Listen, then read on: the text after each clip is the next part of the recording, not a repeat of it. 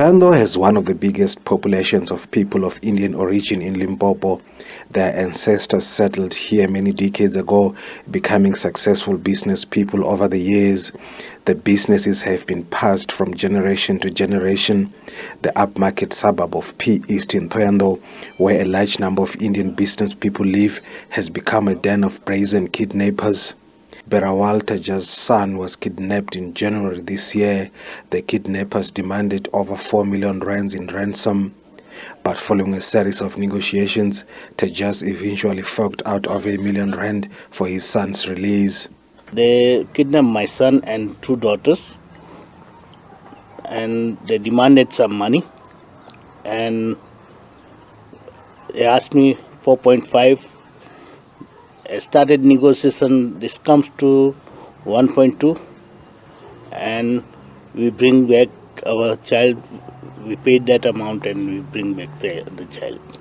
Kidnapped victim Ismail Patel was kept in a dark and secluded room for days by ruthless kidnappers. The frail 65-year-old man says he was tortured and starved to sickness. His daughter has told a harrowing account of the trauma they faced during his kidnapping. They tortured him a lot. They didn't give him any food. They were like heaven, and my father is very old. They didn't give him any food, nothing. It was really bad. Some victims of abduction say the pain of not knowing what would happen to them was excruciating.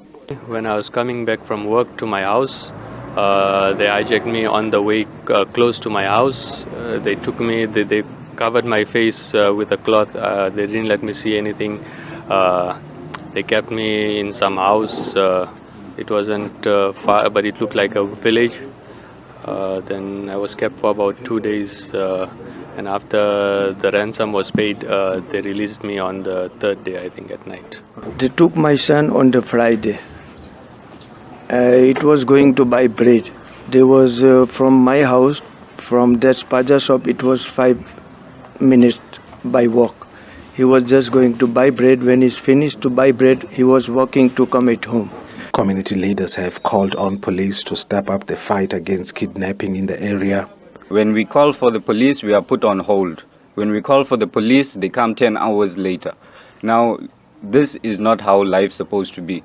When a normal person is being chased by a traffic police, the entire squadron comes to their homes to arrest that person civilian. Imagine now when all these cases have happened, 5 cases have passed so far, 6 cases.